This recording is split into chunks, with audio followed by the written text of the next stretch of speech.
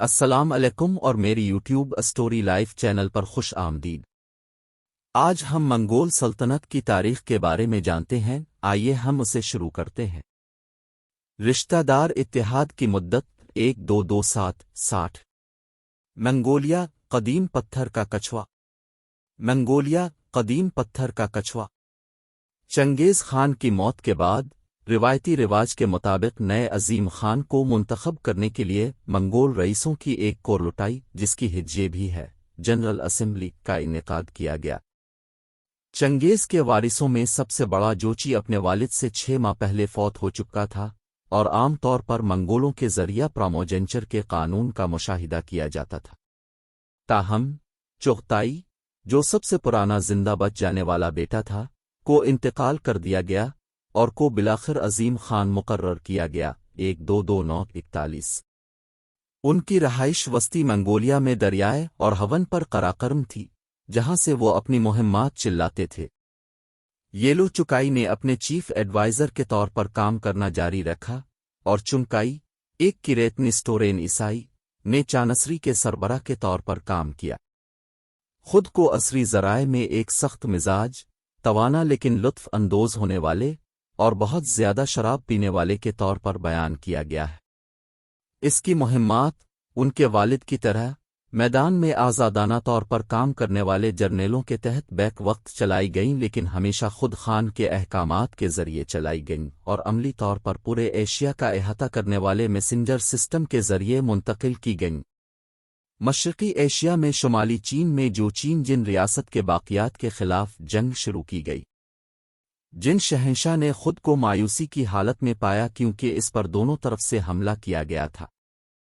پچھلی صدی کے دوران جن نے سونگ سے شمالی چین چھین لیا تھا، لیکن بعد میں سونگ نے خود کو منگولوں کے ساتھ جوڑ لیا۔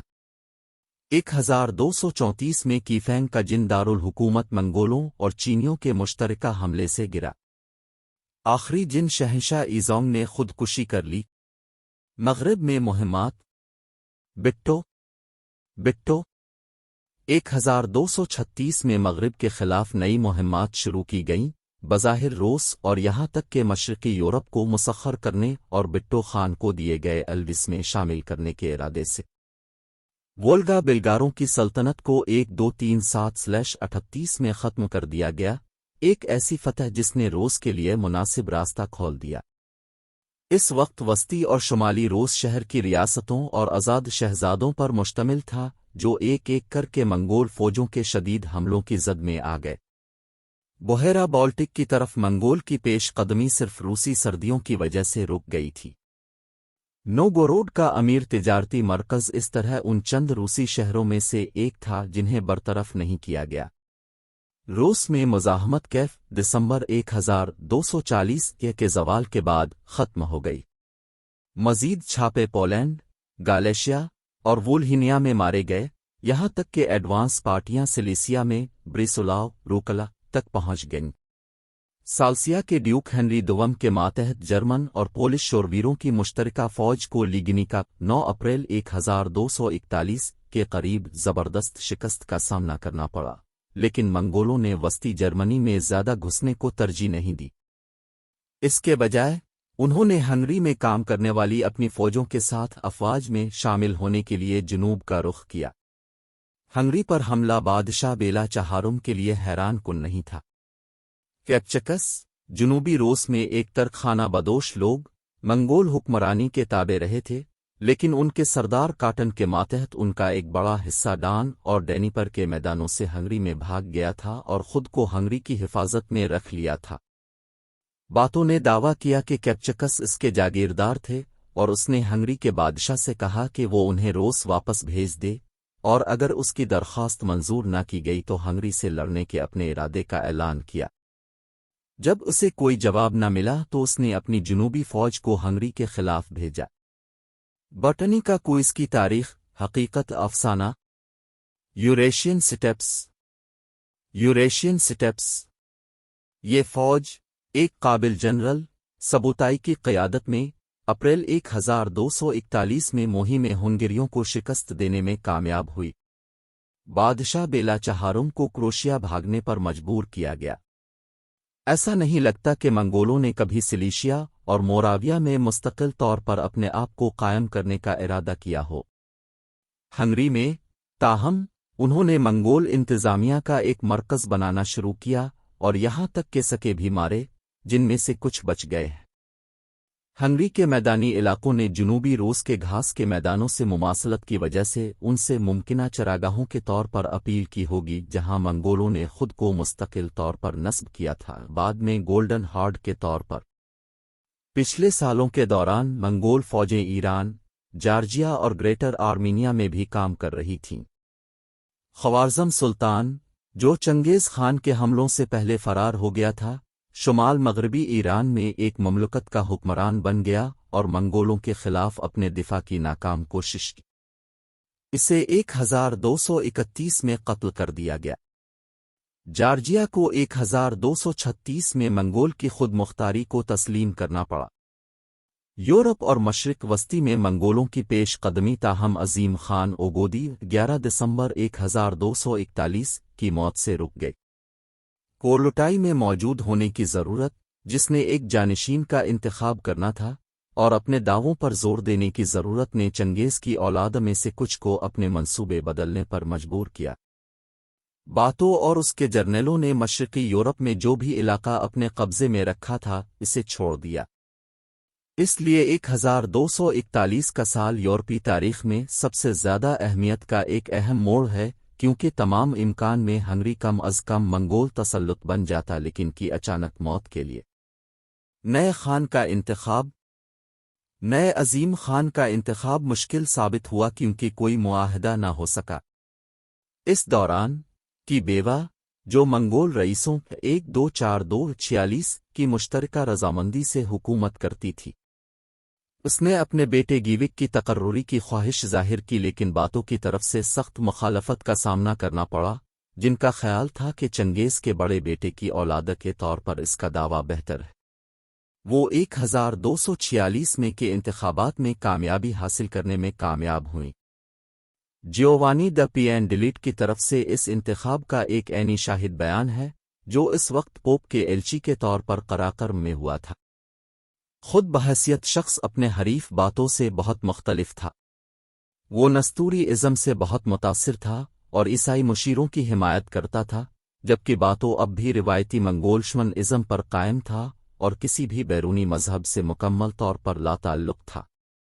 دونوں حریفوں نے ایک دوسرے کے خلاف جنگ کی تیاری شروع کر دی، لیکن گیوک کی قبل از وقت موت 1248 نے باتوں کے ساتھ خاندانی جھگڑے اور عیسائی اثر و رسوخ کے زیر تسلط منگول عدالت کا موقع دونوں کو ختم کر دیا۔ سلطنت گیوک کی بیوہ اوگلگمش کے سپرد کی گئی تھی، جس نے 3 سال تک ریجنٹ کے طور پر حکمرانی کی، اس سے پہلے کہ امیروں سے معاہدہ ہو سکے۔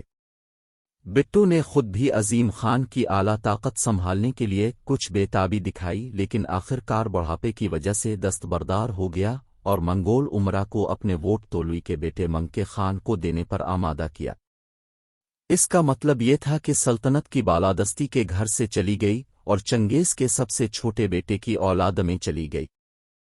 خاندان کی چغتائی شاخ نے کے انتخاب 1251 کے بعد ہلکا محسوس کیا اور جلد ہی دونوں خاندانوں کے درمیان تلخ دشمنی پیدا ہو گئی۔ کا دور حکومت نے خود کی مغربی مہموں کے دوران شہرت حاصل کی تھی اور خود کو میدان میں ممتاز کیا تھا۔ وہ ایک مہربان بادشاہ تھا اور اس نے تمام مذاہب کے لیے عالمی رواداری کی پالیسی کو جاری رکھا۔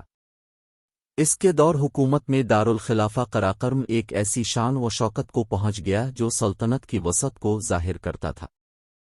جنوری 1254 میں دربار میں ایک یورپی مہمان، فرانسیسی شعیب ولیم وین روئس بروک نے منگول کے دارالحکومت کا ایک دلچسپ احوال چھوڑا، جہاں عیسائی گرجا گھر، مسلمانوں کی مساجد اور بدھ مت کے مندر پھلے پھولے اور پوری دنیا کے سفیروں نے ملاقات کی۔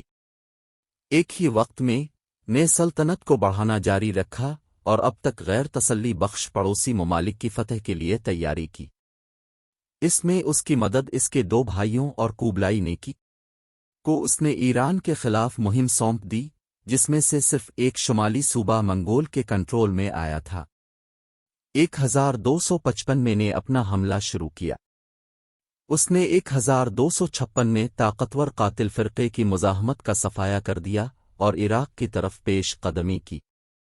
1258 میں خلافت کا دارالحکومت بغداد منگولوں کے قبضے میں چلا گیا اور آخری عباسی خلیفہ کو موت کے گھاٹ اتار دیا گیا۔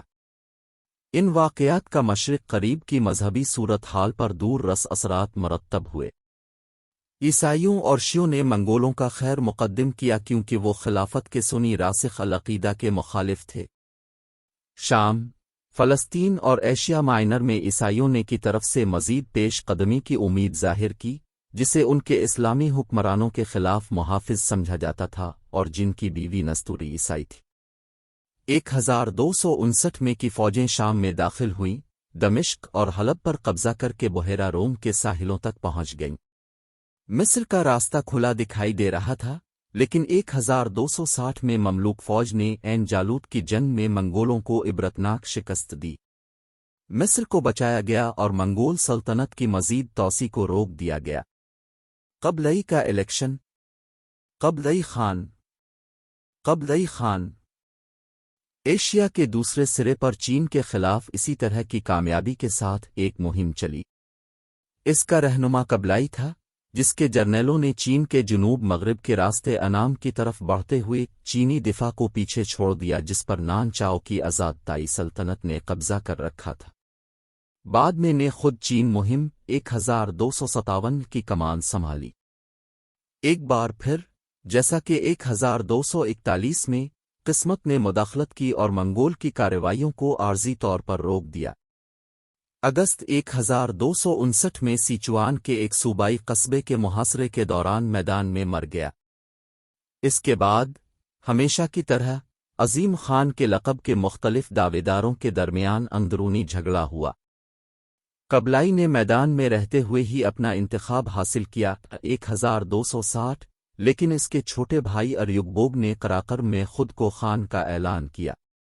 بہت دور تھا اور اس کے علاوہ انتخابات پر اثر انداز ہونے کے لیے اپنی شامی مہم میں بھی غرق تھا۔ تاہم، ایسا لگتا ہے کہ اس نے قبلائی کی حمایت کی ہے اور یہ دونوں بھائی کم از کم دوستانہ رہے، حالانکہ اس وجہ سے کہ قبلائی کا اقتدار بہت دور تھا اور اس کی حاکمیت کم و بیش برائے نام تھی۔ قبلائی کے تخت سے الحاق کا سال کسی بھی صورت میں منگول سلطنتوں کی تاریخ میں ایک اہم موڑ ہے۔ نظریاتی طور پر قبلائی، عظیم خان کے طور پر، چین اور کوریا سے لے کر ایران اور جنوبی روس تک پھیلی ہوئی ایک سلطنت کا حکمران تھا، لیکن محکوم ممالک کے تنوع نے خود کو زیادہ سے زیادہ محسوس کیا۔ قبلائی اپنے آپ کو کسی بھی چیز سے بڑھ کر ایک چینی شہنشاہ سمجھتا تھا، اور اسی طرح دیگر تسلط ان خطوط پر ترقی کرتے تھے جو کم اور منگول تھے۔ اس رجحان کو مختلف خانوں کے دوسرے مذاہب، خاص طور پر اسلام اور بدھ مت میں تبدیلی کے ساتھ ہم آہنگ سمجھا جا سکتا ہے۔ قبلائی کے معاملے میں منگول سے چینی تہذیب میں تبدیلی اس کے دارالحکومت کی بیجنگ منتقلی 1260 سے ہوئی، جس کی اس نے 1267 میں تعمیر نو شروع کی۔ اگر آپ کو یہ ویڈیو پسند ہے تو آپ اس ویڈیو کو لائک اور سبسکرائب کریں اور اپنے دوستوں میں اس ویڈیو کو شیئر کریں تاکہ وہ منگول سلطنت کی تاریخ کے بارے میں جان سکیں۔